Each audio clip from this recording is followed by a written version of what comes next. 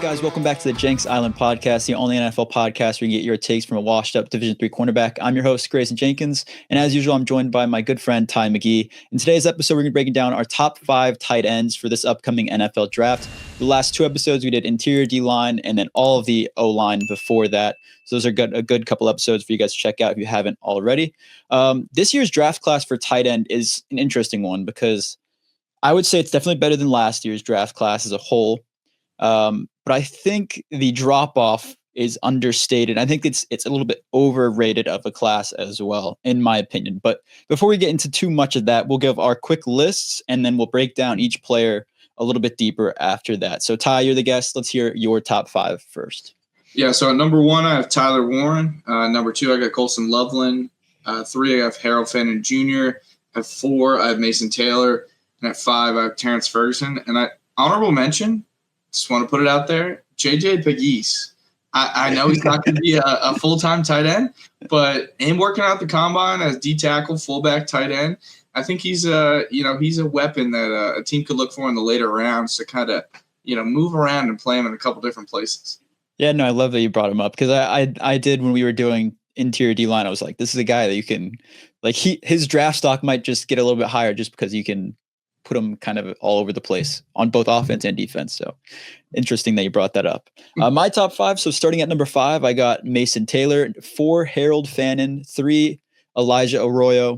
2, Colston Loveland. And then 1, Tyler Warren. And I know a lot of people have Tyler Warren and Colston Loveland as a sort of 1A, 1B, but I think there is a little bit of a gap between them. So I think it's a distinct 1 and 2 in my opinion.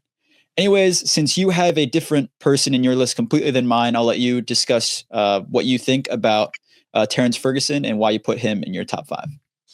Yeah, I think first of all, right, just looking at, obviously the combine wrapped up recently and we got to see a lot of these guys. I think he was super duper impressive at the combine. He showed, he was one of the fastest tight ends there, kind of dominated in a lot of the drills. So, I think that is one piece to this all, right? It's another metric to measure for all of these guys. I think he's obviously really good in the pass game. When you think about Oregon tight ends and just Oregon, their offense in general, it's, high volume passing. So I think he's really good at that. I think the weakness in his game is going to be as a run blocker. He's not the biggest guy at all. I think he's probably, not much of an inline tight end, almost. And I don't want to necessarily start to make comparisons, but kind of like a Jimmy Graham, right, where you kind of line him up more as like a tight end, a wide receiver in that slot. Almost similar to another guy too, Colston Loveland. Like, I think Loveland's a little bit better of a blocker, but I think that's where we see Ferguson more so. I don't think he's going to be your tight end 1. Like you mentioned, this is a deep tight end class, but I don't think there's a ton of tight end 1s in this class. He might come in and be a serviceable tight end 1, or be a tight end 2 that plays a lot as a receiving tight end. Like I said, he's a really good receiver. He's really fast, and he shows that not only at the combine, but when he's kind of running his routes, right, he gets to that top speed really quickly. He's got good ball skills and good body control. I think, he's a taller guy, so some of those jump ball opportunities are definitely there. I just think in space, he's going to be able to make some guys miss and make some plays. But the run game is really going to be the portion of his game that he's going to need to try to improve on. And I think the potential's there. I don't think that, he's just a lost cause in the run blocking game, but I don't think he'll be really used as that either, right? We saw at the combine how fast he can be. Teams like, think about the Kansas City Chiefs, even Denver, right? Because they have the connection with Bo Nix. Think about how they want to use their tight ends, right? It's not really to bang and block all the time. It's to get them out wide, use them as weapons. So that's really where I see Terrance Ferguson in the NFL. Yeah, no, I don't mind it at all. I kind of have him in my 6 to 7 kind of range, kind of like a flip-flop there between him and Gunnar Helm. But I think like this draft class, like you said, in general, it seems almost very one-dimensional. A lot of them, except for maybe a couple at the top, but a lot of them aren't the best blockers. They're going to be more of pass-catching sort of guys, which is like something which is not necessarily bad, but like you said, it just makes it a little bit of a more of a tight end too. You can't have him on the field every single down sort of guy. So it hurts him a little bit, but not too much. My number 5, your number 4, Mason Taylor, someone that I think is an extremely interesting prospect with obviously some great heritage in the family line, but his pros for me are he has extremely reliable hands. He only had 1 drop this past season. He does a good job of finding open space in zones. I like his high IQ going against zone coverage a lot. And I think that's something that's a really good advantage for a lot of teams. And I think that'll put him at the, like you said, I think he's going to be not you didn't say that for this guy yet, but for a lot of these guys, I think they're going to be kind of tight end 2s. And I think this is one of those guys. I think he could be a really reliable tight end 2 in the NFL with his zone ability to find open spots in the zone coverage. I think he's gonna be a chain moving possession catch kind of guy. He's not a make every single man on the field miss after the catch. He's not super quick, but he's still pretty athletic. He's solid athleticism, but I think after the catch, he just gets a couple extra yards and goes down. I think he averaged like 4 yards after the catch, something like that. The cons for him that really wasn't even really his fault. One of them was all of his routes seem to be about 5 yards away from the line of scrimmage. When I'm watching his tape, it's all flat routes, slant routes, things like that, which when you go into the NFL, you need a more elaborate pass route tree. And I think he should be able to do that in the NFL once he gets a little bit more coaching, things like that. But just one of the cons that I noted for him. And I think he did a lot of blocking for LSU in college, but I don't see him doing that in the NFL. His fundamentals weren't the best. And I see him kind of moving away from that in the NFL while still working to improve it with coaching. But I have him at number 5. I think he'll be a solid tight end 2 is kind of my grade for him. What about you, Ty?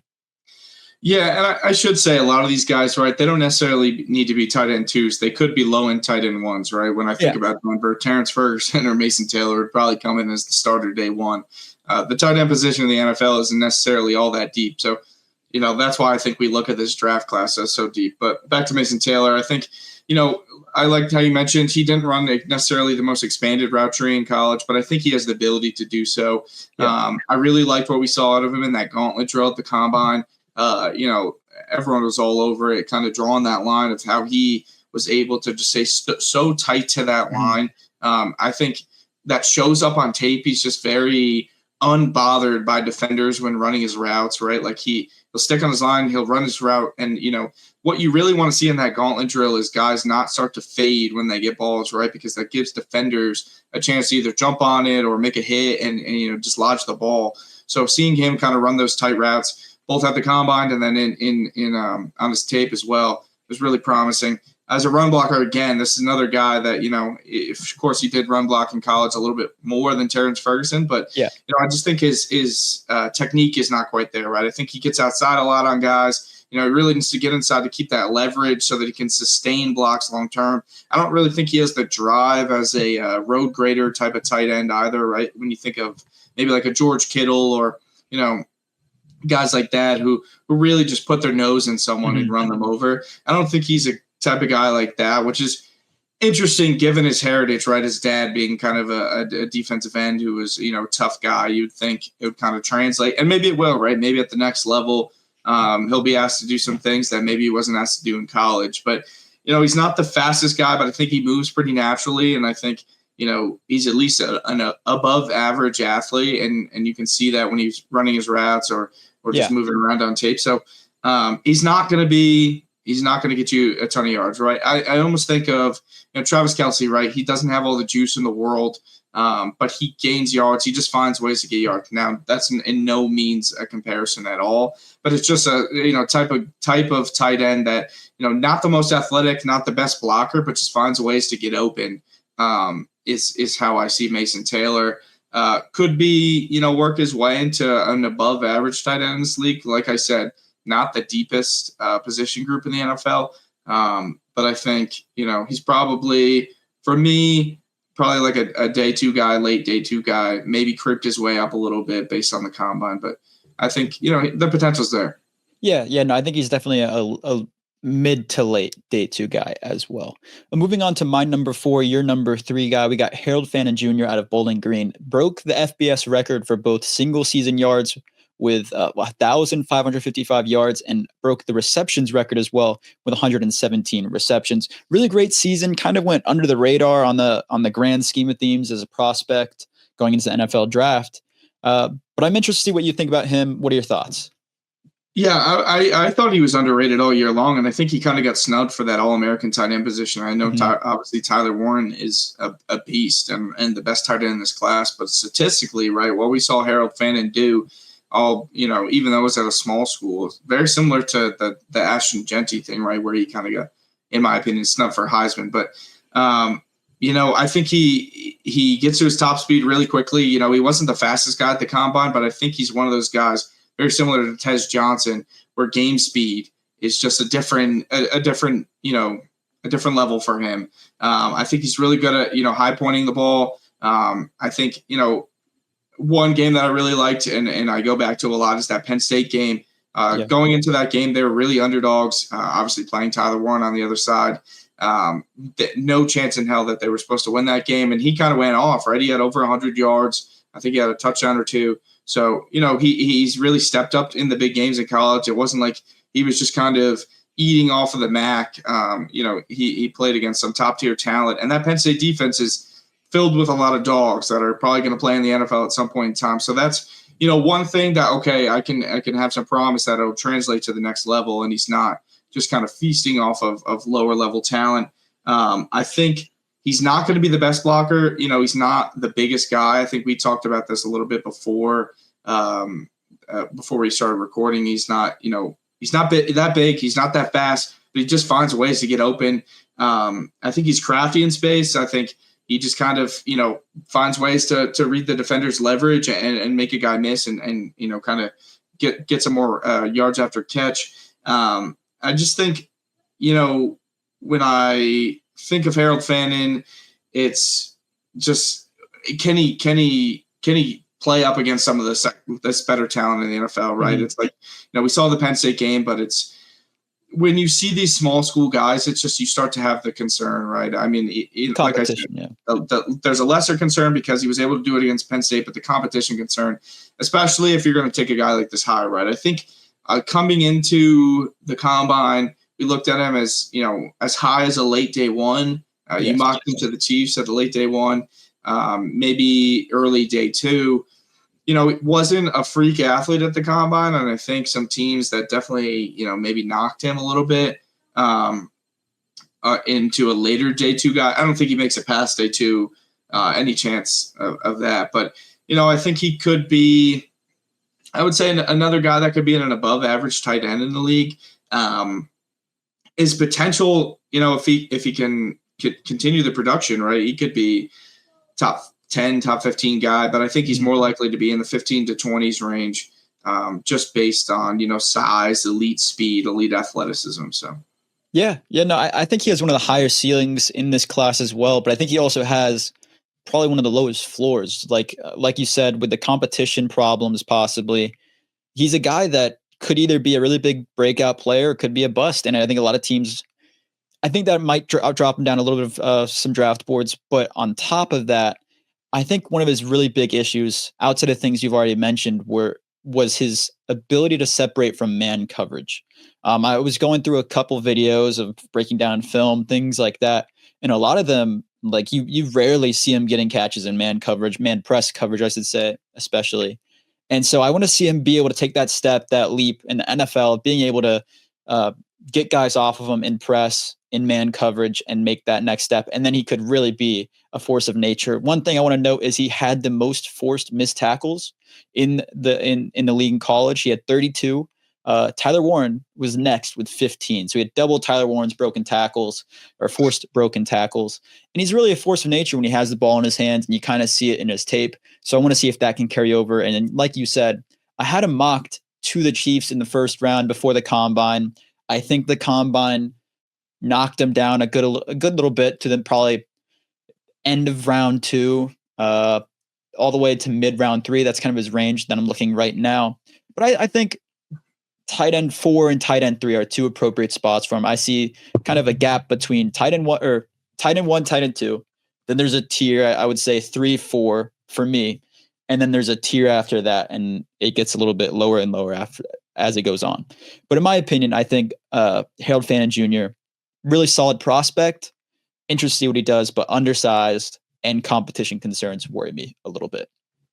Moving on to my number 3, a guy that I'm very excited about in the NFL as a possible prospect is Elijah Arroyo. He's 6'5", 250 pounds. He only played one real year in college where he fully started and really dominated this season. All 3 seasons prior, he either was hurt or he didn't really do very much. He had 1 touchdown, and I want to say less than like 12, 15 catches in his whole career before this year. And he's a prospect that I have so high up on my list because I think he could be a huge advantage in the slot for a lot of teams. I think he'll be a big slot kind of guy in the NFL. I don't see him being an inline tight end at all. I don't see that being his role. Not saying he is a Kyle Pitts in the NFL because obviously he's not that prospect, right? I'm not saying he's that good, but I think he has the ability to be a sort of route runner type of guy that could be solid in the NFL at that sort of role. He's extremely athletic, very fast down the seam. I like his work in the seam routes, things like that. His ability to make over-the-shoulder catches and adjust the ball in any position is something that I really like. His body control, things like that. And he had 317 yards after catch with only 590 yards, over 50% of his receiving yards or after the catch. So he can obviously do things with the ball in his hand, which is nice. Some cons for him. I think he needs to expand his route tree a little bit. Like I said, out of the slot, you want to see him be able to run a lot of different routes. And I think in college at Miami, he ran a lot of seam routes, corners, things like that. I just want to see him get a little bit more added to that. The cons, I think he gets a little clunky in those complicated routes that I just mentioned. And I think he needs to improve on his blocking. Obviously, that's something that a lot of these guys need to work on. But for him, I think it won't be too big of a deal because he'll be a big slot in the NFL. Anyways, those are my thoughts. What do you think, Ty? Yeah, and I think to your point, right, like we've talked about a lot of these guys, their inability or their weakness being blocking. Yeah. I think the NFL is starting to kind of move towards having 2 different types of guys, unless you have that unicorn tight end, right? Your inline tight end who you're going to bring in to block. Think of a Matlock. I know he plays a little bit of fullback tight end. The Matlock kid on the Chargers, right? He might be like a JJ McGee's, right? Where you play a little bit of defense, you play a little bit of offense, and you're just blocking. You're not going out to run routes, right? You might catch 3 balls all year. You draft him late in the draft. Even the kid from, I believe it was Alabama, who was a bigger tight end, right? Probably plays a little bit of fullback. You have those types of guys, right? And then you have some of these types of guys, right? The Harold Fannins, the Mason Taylors, Terrance Fergusons, and the Elijah Arroyos, who you kind of play out wide and you trust them to run routes and not really block as much. Maybe they block out on a screen or something like that. Yeah. But that's kind of where I see him, right? Fitting in with a lot of those other guys. I have some concerns, obviously, with the injuries, right? He hasn't played a ton of time. So I think those kind of 2 things go hand in hand, right? We haven't seen enough from him on film. I'm not as high on him because I think if we're ranking tight ends, right, we got to kind of think about where are they also going to fall. I think he falls a little bit later in the draft because there's just, again, not enough on tape. I really would have loved to see the difference between him with a guy like Cam Ward and some of the quarterbacks they had in the past, because I think you bring in a guy like Cam Ward, right, you just saw what happened at Miami, right? They turned over the whole program. The whole team got better. They were, competing for a spot in the college football playoff. And, the team around him seemingly wasn't that great, right? He was competing or keeping them in games. So I think, it shouldn't be a knock on him, but unfortunately it is for me just because, again, I haven't seen him without the number 1 quarterback in the class. And his production wasn't that high either, right? He wasn't having the type of season that we saw Harold Fannin or Tyler Warren or some of these other guys have, in a high-scoring, high-octane, heavy pass offense. I would have liked to see Arroyo have a little bit more production, right? 500 yards is nothing to scuff at, right? But, this is a team that was scoring like 40 points per game. So, again, you would have thought you would see a little bit more there.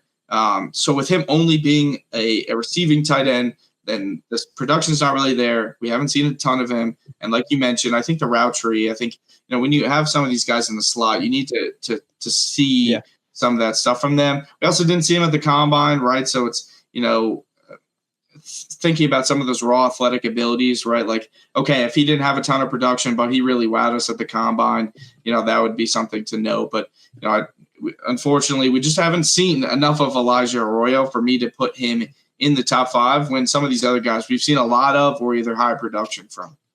Yeah, no, I mean, I don't mind it at all. I think, like you said, production and the best ability is availability, right? That's what everyone says in the NFL, especially. So if you can work on that and become that sort of guy that is always reliable, like you can rely for him to be on the field every single game, I think that production goes up and maybe we'll see him be a solid prospect in the NFL. Next, we got Colston Loveland, a guy that both of us have number 2. Most of the country probably has him as their consensus number 2 or 1B. And in my opinion, I'm a little bit lower on him than you are. So I'll let you discuss him first. What are your thoughts on this guy? Yeah, I'm really interested to see why you're so low on him too. But anyways, I think he's a really great route runner. He's not the biggest guy. He's very tall, but he's not the biggest guy, right? And I think that's where he really excels is in the running routes and in the pass game. Again, similar to a lot of these other tight ends.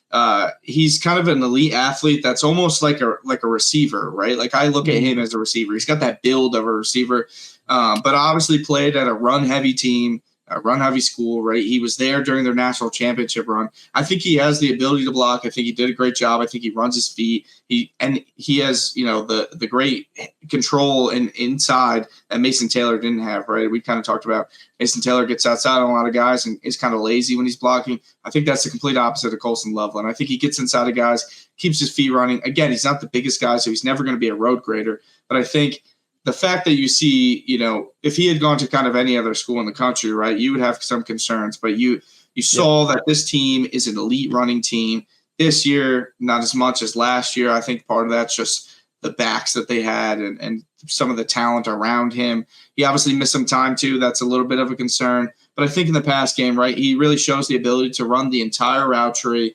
I think, he has a really good feel of where defenders are, so when to break off your routes. I think he does a good job winning against press, right? He's a quick guy. He's an athletic guy, so he's going to be able to win some of those things. He's got great hands. I think he didn't really drop a ton of passes, but one of the things is he doesn't, go up for a lot of jump balls, right? And that's what you want to see out of some of these bigger receiver type, tight end type guys. I think of him like a Kyle Pitts, but a better blocker than Kyle Pitts, right? In the receiving game, I see him like a Kyle Pitts, right? Elite athlete, kind of like a receiver.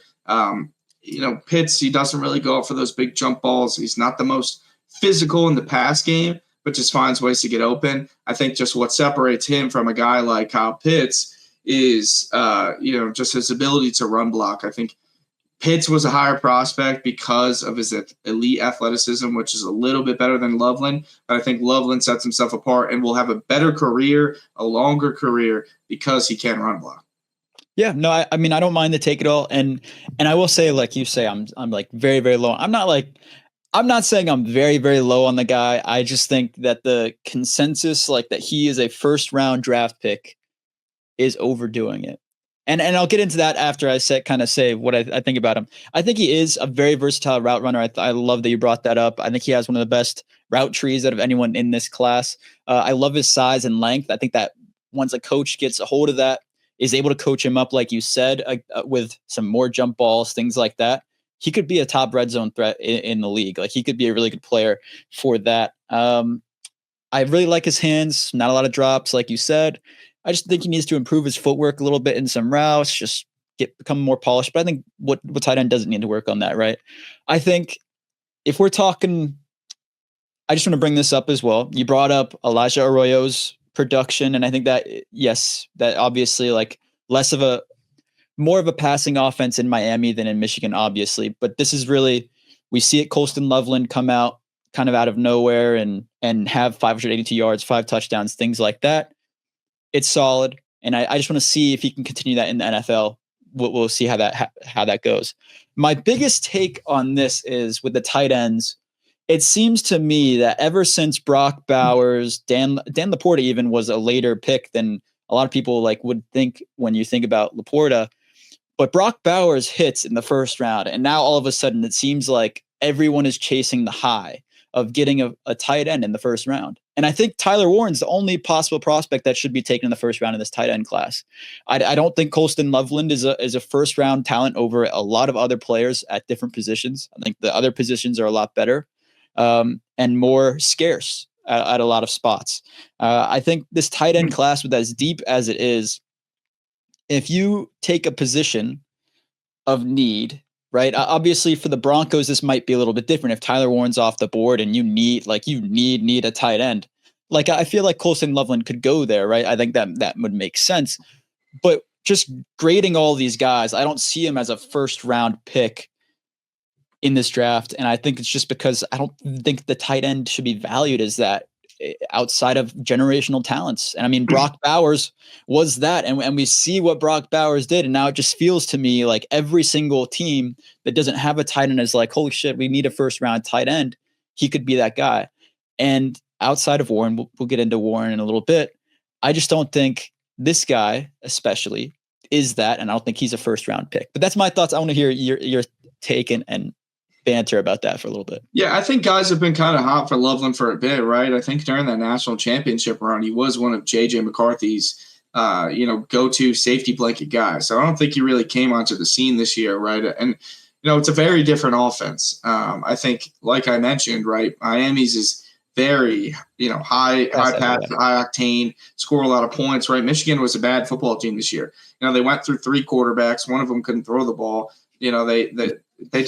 They lost Harbaugh, right? There was a lot of turmoil, and he seemingly was the one thing that they had going for them, right? Their anchor, yeah. And, I know the production wasn't as high, but again, I think a lot of those factors, also the injury, he's dealing with an injury all year long. But I think, guys have been hot on him since last year. I think when you look at this class, and a lot of analysts have talked about this, from, maybe even the top 30 guys. I'm going to say 1 to 20, but even past that, there is not a huge gap in talent level. From the 2 quarterbacks that we're talking about, I mean, those at the top of the draft, those guys might not even be top 20 talents in this draft. Yeah. They might be 25 to 30, maybe even below, like Shadur. I think he might be below. So we start thinking, Mason Graham and Abdul Carter and Travis Hunter, are those guys necessarily that much better of a talent to me than Colston Loveland and Shamar Stewart and Kalaman Nawari? There's a little bit of a gap, but I don't think it's the biggest fall off. I think this might also just be a trend we start seeing, right? With guys transferring, we see a lot of guys getting more playing time, more opportunities to play. It's just, maybe this is the college football landscape, but I think with this draft class specifically, there's not a huge drop-off. I think between him and Warren, there is a little bit of a drop-off. Warren is a bigger guy, and they used him in a better way. I think Penn State's offense, he was their focal point, right? They had a good team. 100%. They had good players around him. I think if we really look back to 2 years ago, right, how J.J. McCarthy got Colston Loveland the ball a lot, right? I think that's what we need to look at, right? If we're going to compare apples to apples, right, with Elijah Arroyo and Tyler Warren, we got to start looking at Colston Loveland when he had his best quarterback. And I think, there's not a lot of teams that are willing or have the need for tight end in round 1. Obviously, Tyler Warren is the top. He's going to come off the board first, right? And there's some teams that have bigger needs, especially at the offensive line position. Kind of when I've gone through my mock drafts, I've seen a lot of tackles and guards have come to mind for teams. But I think of, if Warren goes high, say Warren goes to the Saints or he goes to the Colts, I see Loveland, for a fit for the Broncos. I see him as a fit for the Rams, right? They could use a tight end. I mean, there's a lot of teams, I think, in the latter half of the second round, the first round, or even back into the early second round. I think he does. I don't see him falling past 36, right? This is the type of guy. Think about a T. Higgins a couple of years ago, right? T. Higgins was a really highly, touted wide receiver coming out of Clemson, fell to 33, right? He fell right to day 2. I think that's what happens with Loveland, right? If he doesn't go to some of these teams that I mentioned at the 20s to 20, that late first round, I think he's a guy that's a team has to pick up early day two, because he's just that type of a talent, that type of potential, and a tight end can change an offense entirely, right? The Raiders were god awful. If they did not have Brock Bowers, they would not have won a single game. Nothing. So, I know, and Brock Bowers is an entirely different level of talent, right? I'm not comparing Colston Loveland to him at all, but, some of those teams, right, at the top of that, second round or end of that first round, there's some teams in there that, are better than the Raiders roster was, despite the Raiders being at 7. So I think, he's just a talent you can't pass up. Yeah, no, I think I have him graded as like a early to latest mid-second round. I mean, that's kind of where I have him. And like you said, I think a lot of teams do need other positions. And then like Tyler Warren, that's kind of where this conversation for me goes, is like a lot of people are chasing the Brock Bowers high. And I think the gap between Brock Bowers and even Tyler Warren is pretty sizable. Like Brock Bowers was that good. Like he was a generational talent at the tight end level. And I think everyone saw it. And even he fell to I think it was 14 last year, something like that. And Tyler Warren is predicted to possibly even go top 10 this year, maybe top 12.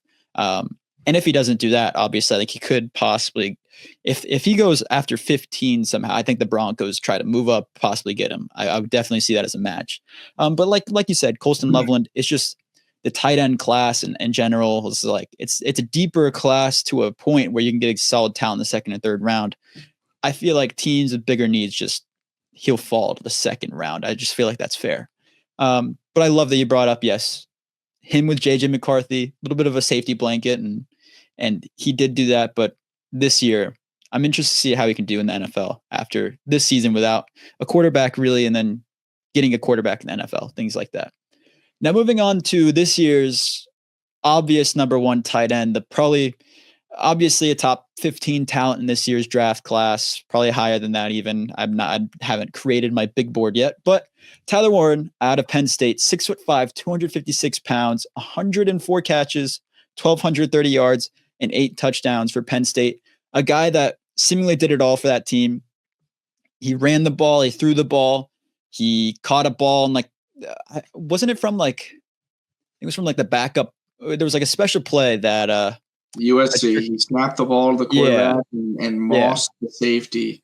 Yeah, crazy. 40 yards downfield. Crazy, right? And that's kind of why he's so valuable to these teams, because he can do whatever you possibly want him to do in an offense. You could put him anywhere, and teams aren't going to know exactly what to do with him. He's extremely versatile, has an angry play style, and anytime he gets the ball, he's looking to make a really good play. And I think he always is looking for contact as well at the end of runs.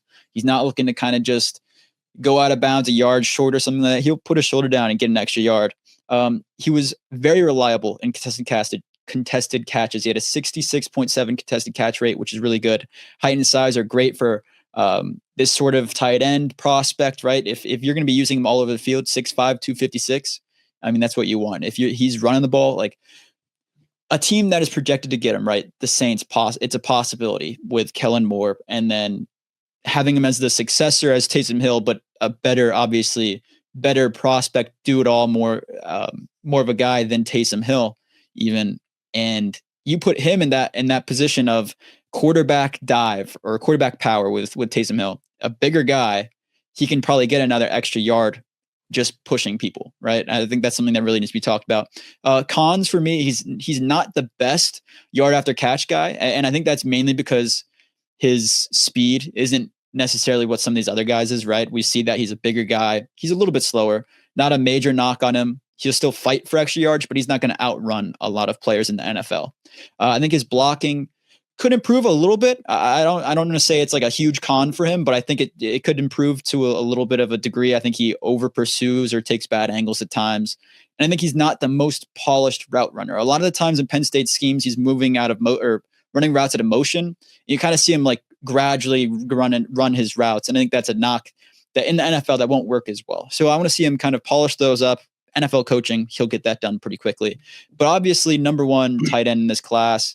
And I'm excited to see what he does in the NFL. What about you, Ty? What do you think? Yeah, I really like the weaknesses that you highlighted because they're very similar for me, right? I think at times he can be a little lazy in his route running, and I don't know if it's attributed to that or he's just a bit less of a physical guy when it comes to route running, but he can be easily redirected sometimes when he's running his routes, and I just think that's a juice thing at times, right? And they use him a ton, so maybe he's just exhausted. They use him out all across the field, like I said, center, quarterback, running back, tight end, and even out wide. I think in the run game too, he could improve his run blocking. I think most of it's just hand placement, right? I think he gets a little wide and a little grabby, especially at that second level when he's working up on linebackers and safeties. But overall, I mean, this guy, I see him as the all-pro version of Taysom Hill. He can do it all. They used him at quarterback, like I said, and he was throwing the ball well. I think, this is a guy that you can consider running the tush-push with because he's a huge guy. He runs the ball very physically. He just plays the game pissed off, right? Like when he is blocking and he gets on a guy, he's physical as all hell. When he's, in space, he might not be the fastest guy, but man, will he throw a mean stiff arm and get you the hell off of him, right? Like, I think when he plays to 100%, he's a great route runner. He's super athletic for his size, right? 6'6", like 260, like you said. I know he's not – when we kind of talked about this earlier, right, we talked about Taysom Hill and how Taysom Hill is at least more of an elite athlete than he is, right, quicker, faster just in general, right? But you're not expecting that out of Tyler Warren when you look at his size and his frame. I think he just – to me, I think he does surprise you a little bit with quickness in space. I know you kind of, were a little bit concerned with some of the speed aspects to him, right? We didn't see him run at the combine. Maybe not even concerned, but just the difference between him and Taysom at least. But I think in short bursts, when he needs it, he's quick. I think he has a pretty good yak. It's just not because of his speed. It's because he's going to throw dudes off of him, right? I mean, we saw a couple of those long breakout runs or catches just because he threw two dudes off of him. So, yeah, I mean, he's definitely easily the tight end one, probably a top 10 talent. And he just – I'm not going to – again, it's hard to make comparisons to these guys. Like, no one's ever a shoe-in fit. But when I see the way that he plays like George Kittle to me, right? He just plays pissed off. That's how George plays. I think George is a better blocker. George, obviously, coming from Iowa, been more of a run team. But obviously Penn State, heavy run as well this year. He just plays pissed off at all times, and I love that about him. I'd love if Denver traded up for him because he's just a weapon that I think Sean Payton could use in a lot of different aspects, but and I don't want to see him get wasted in Indianapolis with Anthony Richardson. So I just pray that doesn't happen to him. But whoever gets this guy, he might not have an All-Pro season year one like Brock Bowers did, but I think he has the ability to be one of those Sam Laporta type of guys where he's a top 10 tight end off the bat in his rookie year. And, everyone is just so impressed with this guy and expecting a lot from him coming in season 2. Maybe that's when he makes that leap to All-Pro. Yeah, no, like you said, I think it really depends on landing spot, right? I mean, him and Colston Loveland, like if Tyler Warren goes to the Colts and then Colston Loveland goes to the Broncos, I think immediately everyone's going to go, Colston Loveland's going to have not a better career necessarily because things could change. But I think right off the bat, you have a higher chance of success. And I think that's something that in this first round is really interesting for Tyler Warren because he could go from the Saints, anywhere from the Saints, Bears, Colts, Broncos, and if not one of those teams, like obviously the Chargers might trade or something for him. Like there's a wide range of teams that he could possibly go to, and his chance of success, roles in those offenses, things like that, could be really, really different in every single position. So I'm excited to see what happens in the draft for him. And I think, like you said, just his talent right off the bat.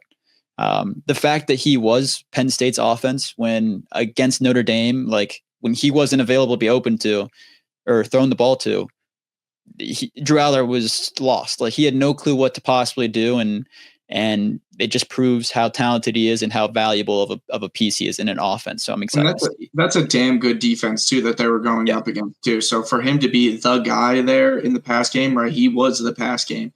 So, two teams that I also think when I just think of, just kind of thinking about teams that have a younger quarterback that need a safety blanket might be high and it might be low. But Cincinnati, for me, right, get Joe Burrow, a guy like this. I think they should focus on defense, but every elite quarterback has an elite tight end, or at least an above average tight end. When I think of Josh Allen as Kincaid and Travis is with Pat, and Lamar has Mark Andrews, right? Getting Joe Burrow, a guy like that, to go alongside T and Jamar would be insane. And then Bryce Young and the Panthers. That might be a little high for him. I think they're at 7 or 8, somewhere in that range. Yeah. But when you have an elite level talent like Tyler Warren, and you have an elite quarterback, not an elite quarterback, but a young quarterback who really showed some elite skills at the end of that season, right? We talked about this a lot during the season. Him competing against teams like the Eagles and the Chiefs, right? He showed you those elite level traits that the Panthers drafted him at the first number 1 overall pick. So, if you can get him a guy like Tyler Warren, they don't have the greatest weapons on the outside. So if you can get him someone on the inside, right? I think they have decent weapons on the outside, but get him elite level tight end. I mean, that, for a young quarterback, that is super duper important. So those are 2 teams that I would have my eye on as well. Yeah, the Panthers especially are a complete wild card with who they could go at that pick, because they could go anywhere from defense to offense, and all those prospects there in that range.